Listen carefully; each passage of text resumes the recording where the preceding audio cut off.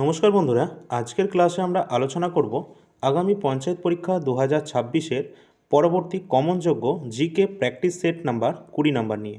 এর আগেও অলরেডি আমরা 19টি ক্লাস কমপ্লিট করেছি। কোথায় পাবে সেগুলো তোমরা? অল ইন্ডিয়া র্যাঙ্কার্স ইউটিউব চ্যানেলে প্রপারভাবে প্লেলিস্ট করা রয়েছে, সেখানে তোমরা পেয়ে যাবে। এবং এই চ্যানেলে যারা নতুন রয়েছে সকলে সাবস্ক্রাইব করে রাখবে এবং যারা ফেসবুক পেজে ক্লাসটি দেখছো সকলে ফলো করে দেবে।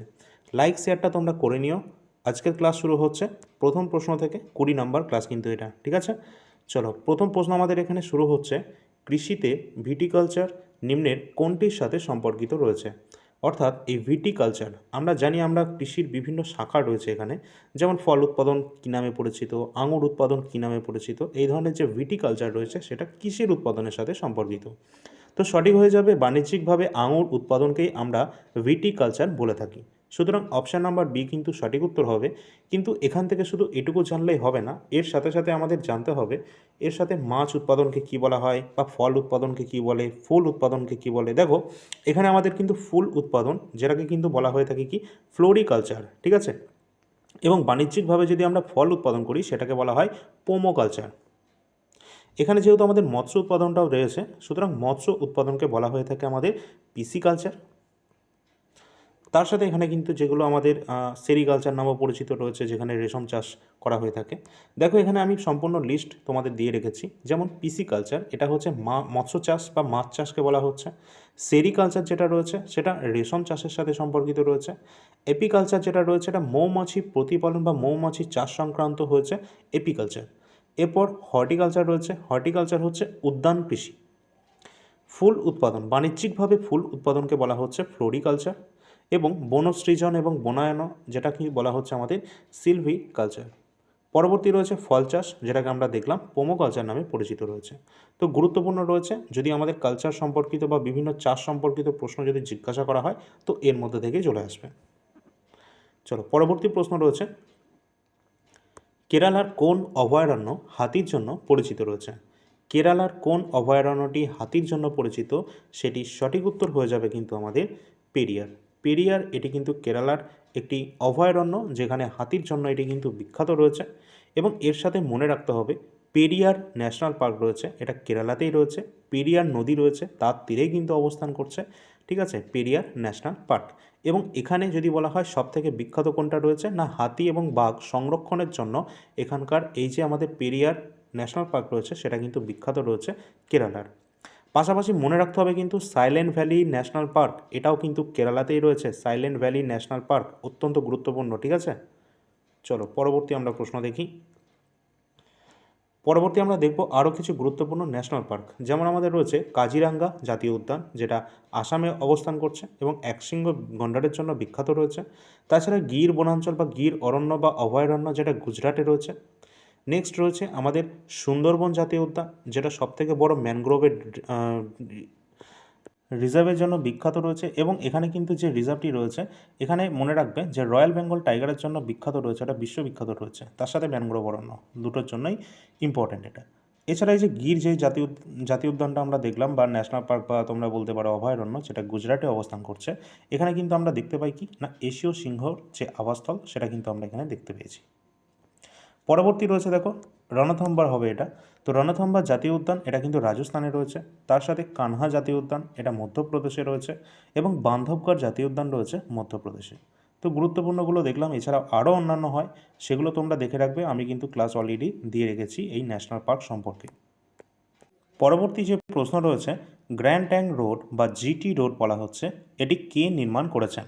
তো জিটি রোড বা গ্র্যান্ড ট্যাঙ্ক রোড, এটি কিন্তু নির্মাণ করেছিলেন সম্রাট শেরশাহ সুরি, তিনি কিন্তু এটি তৈরি করেন। এবং মনে রাখতে হবে, এই যে রাস্তা রয়েছে এই জিটি রোড, এটা কিন্তু অনেক পুরনো, অর্থাৎ প্রাচীনকালে চন্দ্রগুপ্ত মৌর্য এই রাস্তাটি তৈরি করেছিলেন, তখন কিন্তু নাম ছিল উত্তরাপথ। পরবর্তীকালে কিন্তু শেরশাহ সুরি এটাকে সংস্কার করেছিলেন এবং এর নাম দিয়েছিলেন সেই সময় সড়ক-ই আজম, এটাও তোমাদের মনে রাখতে হবে। আর ইংরেজ আমলে এর নাম দেওয়া হয়েছিল সেটা হচ্ছে জিটি রোড বা গ্র্যান্ড ট্যাঙ্ক রোড। এবং এক্ষেত্রে মনে রাখবে শেরশাহ সম্পর্কে, শেরশাহ সুরির আসল নাম হচ্ছে ফরিদ খাঁ, পরীক্ষায় চলে আসে। এবং তার যে সমাধিস্থল সেটা অবস্থান করছে কোথায়? বিহারের সাসারামে। কোথায় আছে? বিহারের সাসারামে অবস্থান করছে শেরশাহের সমাধিস্থল, এবং শেরশাহের আগের যে ছোটোবেলাকার নাম সেটা হচ্ছে ফরিদ খাঁ। ঠিক আছে, চলো পরের প্রশ্ন দেখি। আচ্ছা, এর সম্পর্কে আরও কিছু রয়েছে দেখো, যেমন তাজমহলটা কে তৈরি করেছিল? আমাদের কিন্তু এটা শাহজাহান তৈরি করেছিলেন। এরপর কোণারকের যে সূর্য মন্দির বা সান টেম্পল রয়েছে, এটি নির্মাণ করেছিলেন প্রথম নরসিংহদেব। এছাড়া রয়েছে ইলোরার যে মন্দির রয়েছে বা গুহা রয়েছে, সেটা কিন্তু রাষ্ট্রকূট বংশের রাজারা তৈরি করেছিলেন। এবং কুতুব মিনার কিন্তু তৈরি করেছিলেন, অর্থাৎ শুরু করেছিলেন কুতুবউদ্দিন আইবক, এবং ইলতুৎমিশ পরবর্তীকালে সেটা কমপ্লিট করেছিলেন। ফতেপুর সিক্রি এটা কিন্তু আকবর তৈরি করেছিলেন, এবং লাল কেল্লা যেটা শাহজাহানের দ্বারা নির্মিত। তো গুরুত্বপূর্ণ রয়েছে এগুলো, প্রতিটাই আমাদের এক্সামে চলে আসে। পরের দেখো প্রশ্ন রয়েছে যেটা, সোনালী চতুর্ভুজ বা গোল্ডেন কোয়াড্রিলেটারাল এটা ভারতের কোন শহরকে যুক্ত করছে? অর্থাৎ এটি ভারতের কোন শহরকে যুক্ত করছে? এই চারটে অপশানের মধ্যে সঠিক উত্তর কোনটা হবে? আমরা জানি যে সোনালী চতুর্ভুজ অর্থাৎ চারটে যে শহর অঞ্চল রয়েছে সেগুলোকে কিন্তু কানেক্ট করে দিচ্ছে, সেটাই হচ্ছে গোল্ডেন কোয়াড্রিলেটারাল। এর মধ্যে পড়ছে দিল্লি, কলকাতা, মুম্বাই এবং চেন্নাই। এই চারটেকে মেট্রো সিটি তোমরা বলতে পারো, এদেরকে কিন্তু যুক্ত করা হচ্ছে। এবং মনে রাখবে 1999 সালে তৎকালীন প্রধানমন্ত্রী অটল বিহারী বাজপেয়ী এই প্রজেক্টের কিন্তু সূচনা তিনি করেছিলেন। ঠিক আছে, তো চলো আমরা পরবর্তী প্রশ্ন দেখি। নিম্নোক্ত কোন বন্দরটি ভারতের পূর্ব উপকূলে অবস্থান করছে? অপশানগুলো ভালো করে দেখো। নিম্নের কোন বন্দরটি ভারতের পূর্ব উপকূলে অবস্থান করছে? সঠিক উত্তর হয়ে যাবে দেখো পারাদ্বীপ। পারাদ্বীপ এটি কিন্তু অবস্থান করছে কোথায়? না ওড়িশায়। ওড়িশা রাজ্যে অবস্থিত এই পারাদ্বীপ, যেটা ভারতের পূর্ব উপকূলের বঙ্গোপসাগরের দিকে অবস্থান করছে এটা। ঠিক আছে, এবং মনে রাখবে এই যে কান্ডালা যেটা রয়েছে এটা কোথায় আছে? এটা কিন্তু রয়েছে গুজরাটে। ঠিক আছে, কোচি রয়েছে আমাদের কোথায়? কেরালাতে রয়েছে। আর মারমাগাঁও যেটা রয়েছে এটা কিন্তু গোয়াতে রয়েছে।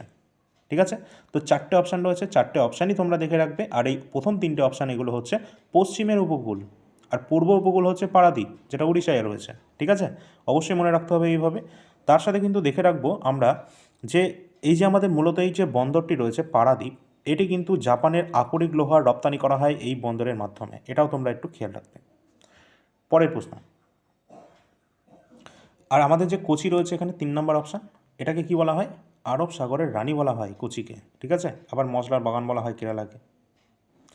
পরের প্রশ্ন, কার রাজত্বকালে ভারতের উপর সিল্ক রুট বা রেশম পথ তৈরি হয়েছিল? এটা কার রাজত্বকালে তৈরি হয়েছিল? দেখো, সম্রাট কনিষ্কের সময়কালেই কিন্তু এই সিল্ক রুট বা রেশম পথ এটি কিন্তু তৈরি হয়েছিল। এবং কুষাণ বংশের যদি সম্পর্কে আমরা বলতে হয়, তাহলে কুষাণ সম্রাট কনিষ্কের আমলেই এই বিখ্যাত রেশম পথ দিয়ে চীন থেকে ভূমধ্যসাগরীয় অঞ্চল পর্যন্ত ব্যবসা বাণিজ্য চলতো। ঠিক আছে, এবং কনিষ্ক তিনি কিন্তু 78 খ্রিস্টাব্দে শকাব্দ চালু করেছিলেন, এটাও মনে রাখবে। আর তার আমলেই কিন্তু চতুর্থ বৌদ্ধ সংগীতি অনুষ্ঠিত হয়েছিল কোথায়? কাশ্মীরে। এটাও এক্সামের জন্য ইম্পর্ট্যান্ট। চতুর্থটা হয়েছিল এই কাশ্মীরে হয়েছিল, যেটা চতুর্থ বৌদ্ধ সংগীতি হয়েছিল কার সময় হয়েছিল? অবশ্যই সম্রাট কনিষ্কের সময়। পরবর্তী প্রশ্ন রয়েছে, ষোড়শ মহাজনপদের মধ্যে নিম্নের কোনটি রাজধানী শহর ছিল না বলা হয়েছে? দেখো, রাজধানী শহর ছিল না, টোটাল 16টি মহাজনপদ ছিল, এবং এই 16টার মধ্যে কোনটা রাজধানী ছিল না এটাই আমাদের বলতে হবে। তো এখানে দেখো সঠিক উত্তর হয়ে যাবে যেটা অবন্তী যেটা রয়েছে অপশান নাম্বার বি আমাদের সঠিক উত্তর হবে। এই প্রাচীনকালে যে 16টি মহাজনপদ ছিল তার মধ্যে অবন্তী ছিল একটি পুরো মহাজনপদ, অর্থাৎ একটা রাজ্যের নাম। এটি কোনো রাজধানীর নাম কিন্তু নয়, অবশ্যই খেয়াল রাখবে। অবন্তীর দুটো রাজধানী ছিল, একটা উত্তরের রাজধানী যদি বলা হয় তাহলে কিন্তু হবে উজ্জয়িনী, এবং দক্ষিণের যেটা রয়েছে সেটা হচ্ছে মাহিসমিতি, এটাকে বলা হয়ে থাকে। ঠিক আছে, যদি আমরা দেখি শ্রাবস্তী সম্পর্কে যদি দেখি, আচ্ছা আমি পুরোটাই তোমাদের এখানে দেখিয়ে দিচ্ছি। টোটাল 16টি মহাজনপদ রয়েছে, যাদের রাজধানীগুলো একটু খেয়াল রাখবে, পরীক্ষায় আসতেই পারে। প্রথমত মগধ কিন্তু সর্বশেষ পর্যন্ত টিকেছিল, এবং তারাই কিন্তু সাম্রাজ্য বিস্তারে সক্ষম হয়েছিল। তো মগধের যে রাজধানী ছিল সেটা কিন্তু পাটলিপুত্র ছিল, এবং গ্রীবব্রজ বা রাজগৃহ কিন্তু ছিল। অবন্তীর রাজধানী ছিল উজ্জয়িনী মাহিসমিতি। কোশলের রাজধানী ছিল শ্রাবস্তী অযোধ্যা, এবং বৎসের রাজধানী ছিল কৌশাম্বী। আচ্ছা, আমি তোমাদের এখানে অবলিক দিয়ে রেখেছি দুটো করে রাজধানী, অর্থাৎ এর মানে হচ্ছে যেমন মগধের সম্পর্কে যদি বলি, মগধের রাজধানী কিন্তু গ্রীবব্রজ অর্থাৎ রাজগৃহও ছিল, এবং পাটলিপুত্রও ছিল, কিন্তু এটা বিভিন্ন রাজার সময় হয়েছিল। ঠিক আছে, যেমন বিম্বিসার বা অজাতশত্রু তাদের সময়কালে ছিল কিন্তু গ্রীবব্রজ বা রাজগৃহ, কিন্তু পরবর্তীকালে উদয়নের সময় আমরা আবার দেখব যে মগধের রাজধানী হয়ে যাচ্ছে পাটলিপুত্র। তো এইভাবে কিন্তু তাদের চেঞ্জেস তারা কিন্তু করেছিল তাদের রাজধানীকে। ঠিক আছে, পরবর্তী দেখো অঙ্গর যে রাজধানী সেটা কি রয়েছে আমাদের চম্পা বা চম্পক নগরী ছিল সেই সময়কার রাজধানী, এবং পাঞ্চালের ছিল অহিচ্ছত্র বা কাম্পিল্য। পরবর্তী রয়েছে দেখো মৎস্যের রাজধানী ছিল বিরাটনগর, সুরসেনের রাজধানী হচ্ছে মথুরা, অসমকের রাজধানী হচ্ছে কি পেটান বা পোটান বলতে পারো, পুতলি নয়। অসমক সম্পর্কে মনে রাখবে এটি হচ্ছে সবথেকে দক্ষিণের মহাজনপদ, অর্থাৎ একমাত্র দক্ষিণের যে মহাজনপদ সেটা হচ্ছে অসমক। ঠিক আছে। চেদি রাজধানী হচ্ছে আমাদের শুক্তিমতী ছিল, কুরুর রাজধানী হচ্ছে ইন্দ্রপ্রস্থ, গান্ধারের হচ্ছে তক্ষশিলা। তো এগুলো ছিল আমাদের বিভিন্ন রাজধানী শহর। আরও রয়েছে যেমন কম্বোজের রয়েছে রাজপুর, ব্রিজির রয়েছে বৈশালী, মল্লের হচ্ছে কুশীনগর বা পাভা, এবং কাশীর হচ্ছে বারাণসী। এই 16টি মহাজনপদের রাজধানীগুলো দেখে রাখবে, এক্সামের জন্য কিন্তু ইম্পর্টেন্ট পরীক্ষায় চলে আসে। পরবর্তী একটা প্রশ্ন থাকছে তোমাদের হোমওয়ার্কের কোশ্চেন, অবশ্যই সকলে অ্যান্সারটা করে দেবে কমেন্ট সেকশানে। প্রশ্নটি রয়েছে ভারতের দীর্ঘতম উপকূলরেখা কোন রাজ্যে রয়েছে, অর্থাৎ সবথেকে লার্জেস্ট আমাদের যে উপকূলরেখা অর্থাৎ কোস্ট লাইন, এটা আমরা কোন রাজ্যে দেখতে পাবো? তামিলনাড়ু, অন্ধ্রপ্রদেশ, মহারাষ্ট্র নাকি গুজরাট? কমেন্ট সেকশানে সকলে জানাবে। এবং তোমাদের উপকূলরেখার যে দৈর্ঘ্য সেটা কিন্তু এখন অনেকটাই বেড়েছে, সেই অনুসারে তোমরা উত্তরটাও বলে দেবে যে কত কিলোমিটার হয়ে যাচ্ছে। টোটাল উপকূলরেখা বলবে, একদম টোটাল মানে হচ্ছে একদম দ্বীপপুঞ্জ সহ। ঠিক আছে, কোস্ট লাইন টোটাল আমাদের যে সমস্ত দ্বীপ এবং দ্বীপপুঞ্জ সহ টোটাল কোস্ট লাইনের যে লেংথ সেটা কতটা কমেন্ট সেকশানে জানিয়ে দেবে। পরবর্তী প্রশ্নে যাওয়ার আগে তোমাদের বলে রাখি, all India rankers YouTube channel all India rankers যে আমাদের অ্যাপ রয়েছে সেটা সকলে ডাউনলোড করে রাখবে, এবং এখানে কিন্তু তোমরা ক্লাসের যে পিডিএফ অর্থাৎ আজকের ক্লাসের পিডিএফটাও কিন্তু তোমরা পেয়ে যাবে। এবং এখানে কোথায় পাবে? এই অ্যাপটা ডাউনলোড করার পর রেজিস্টার করে লগ ইন করবে, তারপর তোমরা ফ্রি পিডিএফ সেকশন দেখতে পাবে। সেখানে কিন্তু এর আগের ক্লাসের পিডিএফগুলো আমরা দিয়ে রেখেছি, এবং আজকেরটাও তোমরা এখানেই পেয়ে যাবে। এছাড়া পেইড পিডিএফ সেকশন রয়েছে, সেখানেও কিছু গুরুত্বপূর্ণ পিডিএফ রয়েছে যেগুলো আপকামিং এক্সামগুলোর জন্য ইম্পর্টেন্ট রয়েছে। যেমন রয়েছে দেখো ভারতের সংবিধান, যেটা 81টা পেজের মধ্যে কমপ্লিট করা রয়েছে, ভারতের ইতিহাস 80টা পেজের মধ্যে, এবং স্ট্র্যাটেজিকে 120টার ওপর টপিক কিন্তু এখানে রয়েছে। সবগুলোই আগামী আমাদের ওয়েস্ট বেঙ্গলের যে এক্সামগুলো রয়েছে সেগুলো সমস্ত এক্সামের জন্য ইম্পর্টেন্ট রয়েছে। এবং তোমাদের বলে রাখি যে তোমাদের গতকাল অর্থাৎ যে 3 আগস্ট, ঠিক আছে, 3 আগস্ট 2026 এই দিন কিন্তু আমাদের পিএসসির যে চেয়ারম্যান তিনি কিন্তু নিযুক্ত হয়েছেন। অবশ্যই সেটা কিন্তু একটা ভালো খবর। আর তোমাদের যে পঞ্চায়েতের যে ভ্যাকেন্সি সেটা কিন্তু পিএসসির মাধ্যমে নেওয়া হবে, এবং আপকামিং সমস্ত এক্সামগুলো পরপর কিন্তু এখানে বার করা হবে নোটিফিকেশান। ঠিক আছে, খুব শীঘ্রই সেগুলো আমরা দেখতে পাবো, এবং আগের যে রেজাল্টগুলো রয়েছে সেগুলোও কিন্তু খুব শীঘ্রই আমরা দেখতে পাবো। ঠিক আছে, তো তোমাদের বলে রাখি এখানে কিন্তু পঞ্চায়েতের জন্য তোমরা কিছু গুরুত্বপূর্ণ নোটস কিন্তু তোমরা পেয়ে যাবে, সেটা এই অল ইন্ডিয়া র্যাঙ্কার যে অ্যাপ রয়েছে সেখানেই তোমরা দেখতে পাবে। সকলে কিন্তু এটা ডাউনলোড করে রাখবে, এবং টেলিগ্রামে সকলে যুক্ত হবে। আমি টেলিগ্রামের মাধ্যমে সকলকে কিন্তু জানিয়ে দেবো যখনই আমরা নোটস তোমাদেরকে দিয়ে দেবো। ঠিক আছে, আর যদি এখন থেকেই তোমরা পড়তে শুরু করে দাও তাহলে কিন্তু এই সমস্ত পিডিএফের আমরা ডেমো পিডিএফ সেগুলো সব কিছু অ্যাপে ডিটেলস কিন্তু দেওয়া রয়েছে। এছাড়া এই ভিডিওটি শেষের দিকে চলে যাবে, সেখানে আমি ডেমো পিডিএফে সব কিছু তোমাদেরকে দেখিয়ে দিচ্ছি। ঠিক আছে, শেষের দিকে। এছাড়া কিছু প্রিভিয়াস ইয়ার প্রশ্নপত্রও রয়েছে, সেটা রেলওয়ে সায়েন্স হোক বা জিকে জিএস, এছাড়া কারেন্ট অ্যাফেয়ার্স। দেখো তোমাদের বলে রাখি যাদের পরবর্তীতে এক্সাম রয়েছে রেলওয়ে গ্রুপ ডির, তোমাদের বলে রাখি যে এক্সাম কিন্তু চলছে, এবং সেখানে দেখা যাচ্ছে যে আমাদের যে সায়েন্সের যে পিডিএফ, অর্থাৎ আমাদের ঠিক না, এটা প্রিভিয়াস ইয়ারের যে প্রশ্নপত্র একদম 2025-এর, সেখান থেকে সায়েন্সের ওই প্রিভিয়াস ইয়ার প্রশ্ন থেকে অনেক প্রশ্ন কিন্তু রিপিট কিন্তু হয়েছে। অবশ্যই তোমরা কিন্তু দেখতে পাবে 50 থেকে 60%-এর কাছে প্রশ্ন কিন্তু রিপিট হয়েছে প্রিভিয়াস ইয়ার থেকে সায়েন্সের। ঠিক আছে, এছাড়া কারেন্ট অ্যাফেয়ার্স আমরা যেটা দিয়েছি মান্থলি কারেন্ট অ্যাফেয়ার্স, সেখান থেকে অনেক প্রশ্ন কিন্তু তোমরা পেয়ে যাচ্ছ কমন, সকলে কিন্তু সেটা দেখতে পারো। আর এখানে 20টা করে কোশ্চেন রয়েছে তোমাদের এই সেকশন থেকে। এছাড়া অন্যান্য আমাদের কাছে প্রিভিয়াস ইয়ার প্রশ্নের মধ্যে রয়েছে এনটিপিসি 2020-21 থেকে শুরু করে 2026-এর সমস্ত প্রিভিয়াস ইয়ার জিকে প্রশ্ন উত্তর। অবশ্যই তোমাদের বলেছিলাম এনটিপিসি ইউজি লেভেলটা যারা এখনও পড়ে যাওনি এটাও কিন্তু পড়ে যাবে, এখান থেকেও কিন্তু অনেক প্রশ্ন ডাইরেক্ট প্রশ্ন কিন্তু তোমরা কমন পেয়ে যাবে তোমাদের গ্রুপ ডি এক্সামে। এছাড়া কারেন্ট অ্যাফেয়ার্স তো সমস্ত এক্সামের জন্য ইম্পর্টেন্ট, তোমাদের পঞ্চায়েতের জন্যও তো ইম্পর্টেন্ট আছে। আর অন্যান্য যে কোনো পিডিএফের জন্য অবশ্যই ভিজিট করবে একবার অল ইন্ডিয়া র্যাঙ্কার্স মোবাইল অ্যাপে। চলো পরবর্তী আমাদের যে প্রশ্ন রয়েছে দেখো, ভারতের সংবিধানের 161 নম্বর অধীনে নিম্নলিখিত কার ক্ষমা করার ক্ষমতা রয়েছে, অর্থাৎ যে পার্ডন পাওয়ার যেটা রয়েছে এটা কার রয়েছে? 161 নম্বর ধারার অধীনে কিন্তু আমাদের যে রাজ্যপাল রয়েছেন বা গভর্নর রয়েছে বিভিন্ন স্টেটের, তাদের কিন্তু ক্ষমতা রয়েছে বিভিন্ন যে ক্ষমা করার ক্ষমতা, বিভিন্ন যে ক্ষমাগুলো রয়েছে তার মধ্যে কিন্তু তোমাদের দেখা গেল কারোর 10 বছরের কারাদণ্ড রয়েছে, সেই সমস্তগুলোকে একটু হলেও কমিয়ে দেওয়া যায়। এই ধরনের ক্ষমা করার ক্ষমতা কিন্তু রাজ্যপালের হাতে রয়েছে 161 নম্বর আর্টিকেল অনুসারে। কিন্তু এই যে ক্ষমতাটা আমাদের রাষ্ট্রপতির কাছেও রয়েছে, সেটা হচ্ছে আর্টিকেল নাম্বার 72 এর মাধ্যমে। শুধু পার্থক্য হচ্ছে এটাই যে 72 নম্বর আর্টিকেলের মাধ্যমে রয়েছে রাষ্ট্রপতির কাছে, 161 নম্বর আর্টিকেলের মাধ্যমে রয়েছে রাজ্যপালের কাছে। পার্থক্য শুধু এক জায়গাতেই, সেটা হচ্ছে কোনো মৃত্যুদণ্ড কাউকে যদি দেওয়া হয় কোনো কোর্টের মাধ্যমে, সুপ্রিম কোর্টের মাধ্যমে, তাহলে কিন্তু সেটা রাষ্ট্রপতিই একমাত্র কিন্তু মাপ করতে পারবে, রাজ্যপাল নয়। ঠিক আছে, এটাই হলো একমাত্র পার্থক্য, আর কিছু না। পরের প্রশ্ন, মতিলাল নেহেরু এবং চিত্তরঞ্জন দাস সিআর দাস কোন দলের প্রতিষ্ঠাতা ছিলেন? অর্থাৎ ইনারা দুজনে কোন দল প্রতিষ্ঠা করেছেন? অবশ্যই আমাদের সঠিক উত্তর কোনটা হয়ে যাবে দেখো, অপশান নাম্বার সি, স্বরাজ দল বা স্বরাজ পার্টির প্রতিষ্ঠাতা ছিলেন মতিলাল নেহেরু এবং চিত্তরঞ্জন দাস। তো অপশান নাম্বার সি আমাদের এক্ষেত্রে সঠিক উত্তর হয়ে যাবে। এবং তোমরা দেখে রাখবে, যদি বলা হয় এই সময়কারের, যেমন 1922 সালে হয়েছিল তোমাদের কি গুরুত্বপূর্ণ ঘটনা, সেটা হচ্ছে চৌরি চৌরা ঘটনা। এই ঘটনায় কি হয়েছিল না, পুলিশের যে থানা ছিল সেখানে কিন্তু আগুন লাগিয়ে দিয়েছিল বিক্ষুব্ধ যে জনতা ছিল তারা। এবং এই ঘটনার প্রতিবাদেই কিন্তু গান্ধীজি অসহযোগ আন্দোলনকে প্রত্যাহার করে নিয়েছিলেন সেই সময়। তারই পরবর্তীকালে 1923 সালে এই স্বরাজ পার্টি কিন্তু প্রতিষ্ঠিত হয়েছিল, এবং এই সিআর দাস, এবং এই দলের কিন্তু সভাপতি ছিলেন তিনি, সিআর দাস। ঠিক আছে, এবং মতিলাল নেহেরু তিনি ছিলেন সম্পাদক। এনার দুজন মিলেই কিন্তু এটা প্রতিষ্ঠা করেছিলেন 1923-এর দিকে। পরবর্তী প্রশ্ন রয়েছে, কোন সাংবিধানিক সংশোধনী আইনের মাধ্যমে লোকসভার আসন সংখ্যা 525 থেকে 545 করা হয়েছিল? তো এটা কত নম্বর অ্যামেন্ডমেন্টের মাধ্যমে করা হয়েছিল? তো এটি করা হয়েছিল 31 নম্বর অ্যামেন্ডমেন্ট অ্যাক্টের মাধ্যমে, যেটা সাল 1973 সালে হয়েছিল। এবং ইম্পর্ট্যান্ট রয়েছে, সেখানেই কিন্তু 525 থেকে এই লোকসভার আসন সংখ্যা 545 কিন্তু করা হয়েছিল। অবশ্যই মনে রাখবে যে বর্তমানে কিন্তু যেটা রয়েছে টোটাল যে আসন সংখ্যা সর্বোচ্চ 550টি, যার মধ্যে এর আগে কিন্তু অ্যাংলো ইন্ডিয়ান দুজনকে মনোনীত করা হতো, কিন্তু এটাকে এখন বাতিল করা হয়েছে। ঠিক আছে, চলো পরের প্রশ্ন রয়েছে, কত সালে আমদানি নীতির উদারীকরণ করা হয়? আমদানি নীতির যে উদারীকরণ করা হয়েছিল এটা কত সালে হয়েছিল? 1991। অপশান নাম্বার ডি আমাদের সঠিক উত্তর হয়ে যাবে। এবং এক্ষেত্রে আমাদের মনে রাখতে হবে যে এই বছর ভারতের অর্থনীতিতে একটা যুগান্তকারী পরিবর্তন এসেছিল, কিন্তু কীরকম?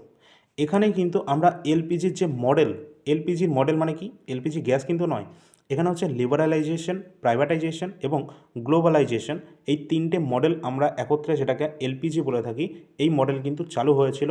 অর্থাৎ লাইসেন্স প্রথার অবসান ঘটিয়ে ভারতের বাজারে বিদেশের জন্য খুলে দেওয়া হয়েছিল। এবং সেই সময় ভারতের প্রধানমন্ত্রী ছিলেন, মনে রাখবে তোমরা সকলে, পিভি নরসিমহা রাও। আর যদি ফাইন্যান্স মিনিস্টারের কথা বলা হয়, সেই সময় ছিলেন মনমোহন সিং। ফাইন্যান্স মিনিস্টারটাই পরীক্ষা জিজ্ঞাসা করা হয়, মনমোহন সিং সেই সময় অর্থমন্ত্রী কিন্তু ছিলেন। পরের প্রশ্ন দেখো, এখানে বলা হয়েছে দুটি নিউরনের সংযোগস্থলকে কি বলা হয়? অবশ্যই ইম্পর্টেন্ট প্রশ্ন একটি। দুটি নিউরনের যে সংযোগস্থল সেটাকে বলা হয় সাইন্যাপস বলা হয়ে থাকে। এবং মনে রাখতে হবে এখানে আমাদের শরীরের যে নিউরনের সংখ্যা সেটা 10 লক্ষের ওপর কিন্তু নিউরনের সংখ্যা রয়েছে, অনেক নিউরন রয়েছে, এবং তাদের যে সংযোগস্থল রয়েছে সেটাকে বলা হয় সাইন্যাপস। এক্সামের জন্য ইম্পর্টেন্ট রয়েছে। আর স্নায়ুতন্ত্র থেকে তো আমাদের প্রশ্নই আসে, নার্ভাস সিস্টেম থেকে, অবশ্যই সেই চ্যাপ্টারটা অবশ্যই তোমরা দেখে রাখবে। পরবর্তী আমরা দেখবো, দেখো অপশান নাম্বার রয়েছে আমাদের মেনিনজেস রয়েছে। মেনিনজেসটা কী রয়েছে? এটা কিন্তু আমাদের মাথার যে তিনটে স্তর বিশিষ্ট একটা তোমরা বলতে পারো আবরণী, সেটাকেই বলা হচ্ছে মেনিনজেস। এবং পরবর্তী অপশানে রয়েছে সেরিবেলাম। সেরিবেলাম যেটি রয়েছে এটি কিন্তু আমাদের মস্তিষ্কের যে লঘু মস্তিষ্ক রয়েছে সেখানে কিন্তু এটি অবস্থান করে এবং দেহের যে ভারসাম্য রক্ষায় এটা সাহায্য করে থাকে। এছাড়াও আমাদের মাথার যে একটা ফ্লুইড রয়েছে সেটাও পরীক্ষায় চলে আসে, সেটা হচ্ছে কি সেরিব্রোস্পাইনাল ফ্লুইড। এটাও কিন্তু এক ধরনের তরল থাকে, যেটা গুরুত্বপূর্ণ ভূমিকা পালন করে। পরের প্রশ্ন দেখি আমরা। পরের প্রশ্ন রয়েছে, দেখো কলমকালী চিত্রকলার প্রধান কেন্দ্র কোনটি রয়েছে? কলমকালী চিত্রকলার প্রধান যে কেন্দ্র রয়েছে সেটি কিন্তু হয়ে যাবে আমাদের অন্ধ্রপ্রদেশের। কলমকালী কোথাকার? অন্ধ্রপ্রদেশে। মনে রাখবে যে এখানে কিন্তু কলমকালী মানেই হচ্ছে কলম দিয়ে আঁকা একটা শিল্প, সেটাই হচ্ছে কলমকালী। এবং মনে রাখতে হবে এটা যে সুতির কাপড়ের ওপর বিশেষভাবে এটাকে কিন্তু প্রাচীন যে শিল্পকলা রয়েছে সেটাই কিন্তু এখানে আঁকা হয়ে থাকে এর মাধ্যমে, সেটা আমরা দেখতে পাবো অন্ধ্রপ্রদেশে। শুধু তাই নয়, আমরা জানি যে বিহার যেখানে রয়েছে না, বিহারের একটা গুরুত্বপূর্ণ চিত্রকলা রয়েছে, সেটা হচ্ছে মধুবনী। এটাও পরীক্ষায় চলে আসে। আর যদি বলা হয় পটচিত্রের কথা, এই পটচিত্রটা কোথায় দেখতে পাওয়া যায়? আমাদের পশ্চিমবঙ্গে দেখতে পাওয়া যায়। এবং এই পটচিত্র পশ্চিমবঙ্গের সাথে সাথে ওড়িশাতেও কিন্তু আমরা দেখতে পাই। দুটো জায়গাতেই বিখ্যাত রয়েছে পটচিত্র।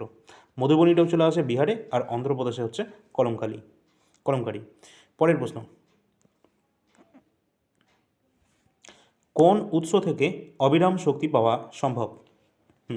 কোন ধরনের উৎস থেকে অবিরাম শক্তি পাওয়া সম্ভব? অবশ্যই একমাত্র অপশানই কিন্তু আমাদের হচ্ছে কোনটা? সৌরশক্তি।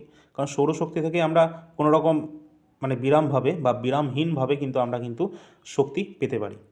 এবং মনে রাখবে, কয়লা, পেট্রোল বা ডিজেল যাই বলো না কেন, এগুলো কিন্তু প্রচলিত শক্তি রয়েছে।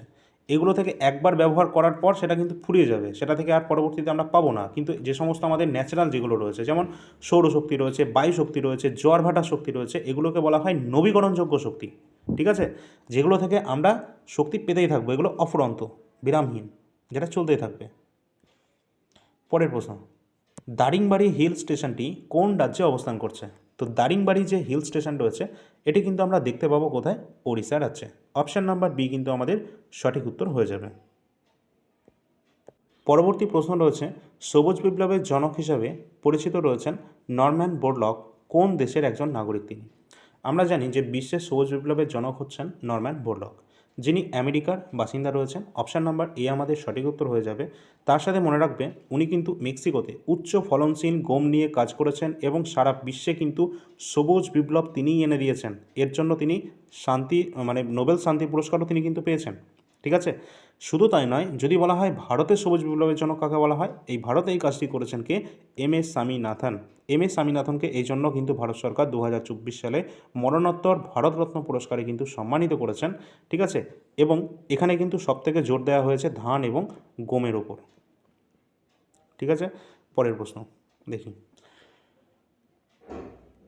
কচ্ছ উপসাগরে অবস্থিত কান্ডালা এটা কিসের জন্য বিখ্যাত রয়েছে? তো কচ্ছ উপসাগরে অবস্থিত কান্ডালা যেটি রয়েছে, এটি কিন্তু এক ধরনের রপ্তানি প্রক্রিয়াকরণ অঞ্চল। অর্থাৎ এই যে উপসাগর যেটা বলতে পারো, যেটা কিন্তু আমরা কোথায় দেখতে পাবো, এটি কিন্তু রয়েছে গুজরাটে। এবং মনে রাখতে হবে, এটি কিন্তু টাইডাল পোর্টও বলা হয়ে থাকে এটাকে। তার কারণ হচ্ছে জোয়ার ভাটার পুষ্ট বন্দর বলা হয় এটাকে, জোয়ার ভাটার মাধ্যমে সৃষ্ট একটি প্রভাবিত হয়ে থাকে আর কি। তো এই সম্পর্কে তোমরা দেখে রাখবে যে এই বন্দরটি কিন্তু নাম পরিবর্তন করে রাখা হয়েছে, কি পরীক্ষায় আসতে পারে, সেটা হচ্ছে দীনদয়াল পোর্ট। ঠিক আছে, পরীক্ষার জন্য ইম্পর্টেন্ট রয়েছে। পরের প্রশ্ন, আর এটা শুল্কমুক্ত বন্দর। ঠিক আছে, এটাও খেয়াল রাখবে। নেক্সট কোশ্চেন রয়েছে, দেখো, সারহুল কোন রাজ্যের একটি জনপ্রিয় উপজাতীয় নৃত্য রয়েছে? তো আমরা জানি এটা কোন রাজ্যে রয়েছে। সারহুল যেটি কিন্তু রয়েছে ঝাড়খণ্ডের একটি উপজাতীয় নৃত্য রয়েছে। এবং মনে রাখবে, শাল গাছের সম্মানে কিন্তু এই উৎসবটি এখানকার যে ট্রাইব রয়েছে, যেমন সাঁওতাল, মুন্ডা, হো, বিভিন্ন উপজাতির মানুষ রয়েছে, তারা কিন্তু এটা পালন করে থাকেন। ঠিক আছে, এটা আমরা দেখতে পাবো ঝাড়খণ্ডে। এছাড়া সোহরাইও দেখতে পাবো ঝাড়খণ্ডে। ঠিক আছে, পরের প্রশ্ন, অ্যান্টিবায়োটিকের জনক কাকে বলা হয়? তো অ্যান্টিবায়োটিক এর জনক কাকে বলা হবে? অবশ্যই সঠিক উত্তর হয়ে যাবে সেলম্যান বক্সম্যান। অপশান নাম্বার ডি যেটা রয়েছে, অ্যান্টিবায়োটিকের তিনি কিন্তু জনক রয়েছেন। এছাড়া পরীক্ষায় চলে আসে যে ছত্রাক থেকে প্রথম যে অ্যান্টিবায়োটিক সেটা আবিষ্কার করেছিলেন কে? পেনিসিলিন সেটা কিন্তু আবিষ্কার করেছিলেন আলেকজান্ডার ফ্লেমিং। পরীক্ষায় কিন্তু এটা সবথেকে বেশি পরিমাণে আসে, মনে রাখবে। পরের প্রশ্ন রয়েছে আমাদের একটা বুক অ্যান্ড অথর থেকে, why I am an atheist. এই যে বইটি রয়েছে, এটি কার লেখা? অত্যন্ত গুরুত্বপূর্ণ একটি বই রয়েছে, যেটা কিন্তু লিখেছিলেন আমাদের Bhagat Singh. Option number A কিন্তু সঠিক উত্তর হয়ে যাবে। এছাড়া তার সম্পর্কে যদি আমরা একটু দেখে রাখি, যে 1930 সালের লাহোরের জেলে বন্দি থাকাকালীন শহীদ-ই আজম ভগৎ সিং এই যে বিখ্যাত প্রবন্ধটি তিনি কিন্তু লিখেছিলেন 1930-এর সময়। এবং 1931-এ ভগৎ সিং, সুখদেব এবং রাজগুরুর ফাঁসি হয়েছিল। এটা মনে রাখবে, একদম এক্স্যাক্ট ডেট হচ্ছে 23 মার্চ 1931। এই ডেটটা কিন্তু একদম ইম্পর্টেন্ট রয়েছে। তিনজনকে এই সময় কিন্তু ফাঁসি দেওয়া হয়েছিল, এবং এই দিনটাকে কিন্তু আমরা মনে রাখার জন্য শহীদ দিবস হিসেবে পালনও করে থাকি। ঠিক আছে, আর যদি বলা হয় যে এদের সবথেকে বিখ্যাত যে স্লোগান সেটা কী ছিল, না তাদের যে জনপ্রিয় স্লোগান ছিল সেটা হচ্ছে ইনকলাব জিন্দাবাদ। ঠিক আছে, তো এই পর্যন্ত ছিল আমাদের প্রশ্নগুলো, 20টা কোশ্চেন ছিল এবং তার উত্তরগুলো আমরা দেখলাম। পরবর্তী আমাদের ক্লাস থাকবে ক্লাস নাম্বার 21 জিকে সেকশনের, এবং পরবর্তী ক্লাস তোমাদের জিকে থাকবে না, থাকবে হচ্ছে ম্যাথের। ঠিক আছে, পরবর্তী ম্যাথের প্র্যাকটিস সেট নাম্বার নিয়ে আলোচনা করা হবে। ঠিক আছে, যা থাকবে 6 নাম্বার কি 7 নাম্বার যাই হবে, 7 নাম্বার মনে হয় হবে। তো সেটা আমরা দেখবো, এবং পরপর ম্যাথগুলোকেও তোমাদের দেওয়া হবে, কারণ তোমাদের ম্যাথ থেকে যেহেতু বেশি নাম্বার অফ কোশ্চেন রয়েছে, তার সাথে বাংলা এবং ইংরেজিও রয়েছে, এবং বাংলা ইংরেজি নোটও তোমাদের জন্য রেডি করা হচ্ছে, খুব শীঘ্রই সেটা কমপ্লিট হয়ে যাবে। ঠিক আছে, তোমাদেরকে আমি জানিয়ে দেবো টেলিগ্রামে, সকলে যুক্ত হয়ে যাবে। টেলিগ্রাম চ্যানেলের লিঙ্ক ডিসক্রিপশনে দেওয়া রয়েছে, এবং অ্যাপ অল ইন্ডিয়া র্যাঙ্কার্সটা সকলে ডাউনলোড করবে, কারণ আজকের ক্লাসের পিডিএফ এবং বিগত যে 19টা ক্লাসের পিডিএফ সেগুলো সব কিন্তু অ্যাপের মধ্যে ফ্রি পিডিএফ সেকশানে তোমরা পেয়ে যাবে। ঠিক আছে, এছাড়া তোমরা কিন্তু এই অ্যাপের মধ্যেই পেইড পিডিএফ সেকশানে কিছু গুরুত্বপূর্ণ পিডিএফ পাবে, যেমনটা তোমাদের দেখিয়েছিলাম। তার মধ্যে রয়েছে স্ট্যাটিক জিকে। এখানে কিন্তু 120টার ওপর টপিক রয়েছে, যেটা 126টি পেজের মধ্যে কমপ্লিট করা আছে। এখানে সমস্ত টপিকগুলো কিন্তু ইম্পর্টেন্ট রয়েছে, প্রতিটি এক্সামের জন্য ইম্পর্টেন্ট। পিএসসি মিসেলিনিয়াস থেকে শুরু করে ক্লার্কশিপ, ডব্লিউপি এবং আমাদের যে পঞ্চায়েত পরীক্ষা রয়েছে, আইসিডিএস রয়েছে, তাদের জন্য ইম্পর্টেন্ট। তোমরা টপিকগুলো দেখবে, তাহলেই বুঝতে পারবে। যদি কোনো পিডিএফ নিতে সমস্যা হয়, এখানে হোয়াটসঅ্যাপ নাম্বার দেওয়া রয়েছে। এই যে নাম্বারটি দেওয়া রয়েছে হোয়াটসঅ্যাপ নাম্বার, এই নাম্বারের মাধ্যমে তোমরা হোয়াটসঅ্যাপে যোগাযোগ করতে পারবে। এবং স্ট্যাটিক জিকে গুরুত্বপূর্ণ সমস্ত যে ডেমো পিডিএফগুলো আছে, সেগুলো আমি অ্যাপের মধ্যে দিয়ে রেখেছি, সেখান থেকেও তোমরা দেখে নিতে পারো। অথবা এখানে তোমরা দেখতেই পাচ্ছ, যার প্রয়োজন রয়েছে অবশ্যই সেটা নিয়ে নেবে। এছাড়া কমপ্লিট ভারতের ইতিহাস, যেখানে প্রাচীন, মধ্য এবং আধুনিক ভারতের ইতিহাসকে প্রপার যে একটা সিকোয়েন্স রয়েছে হিস্ট্রি, সেটাকে মেনটেন করেই কিন্তু এটা তৈরি করা হয়েছে। টোটাল 80টা পেজের মধ্যে একদম অল্প পেজে আমরা ইতিহাসকে কমপ্লিট করেছি। ঠিক তেমনটাই কিন্তু আমাদের সংবিধানও রয়েছে। একদম অল্প অল্প পেজের মধ্যে বেস্ট কন্টেন্ট কিন্তু দেওয়ার চেষ্টা করেছি, যেগুলো আগামী দিনে সমস্ত এক্সামের জন্য রিভিশন করতে হেল্প করবে। এবং শেষের দিকে কিন্তু আমরা ওয়ান লাইনার ফরম্যাটে কিছু প্রশ্নোত্তর দিয়ে রেখেছি, যেগুলো সমস্ত এক্সামের জন্য ইম্পর্টেন্ট, এবং ডাইরেক্ট এখান থেকে প্রশ্নোত্তর তোমরা কমনও পেয়ে যাবে। তো এগুলো যাদের প্রয়োজন রয়েছে, তোমরা অ্যাপের মধ্যে ডিটেলস এবং ডেমো পিডিএফ সব পেয়ে যাবে। অ্যাপটা ইনস্টল করে রাখবে। পরবর্তী যে কোনো আপডেটের জন্য অবশ্যই নজর রাখবে অল ইন্ডিয়া র্যাঙ্কার্স। ঠিক আছে, তো দেখা হচ্ছে পরবর্তী ক্লাসে। ধন্যবাদ সকলকে।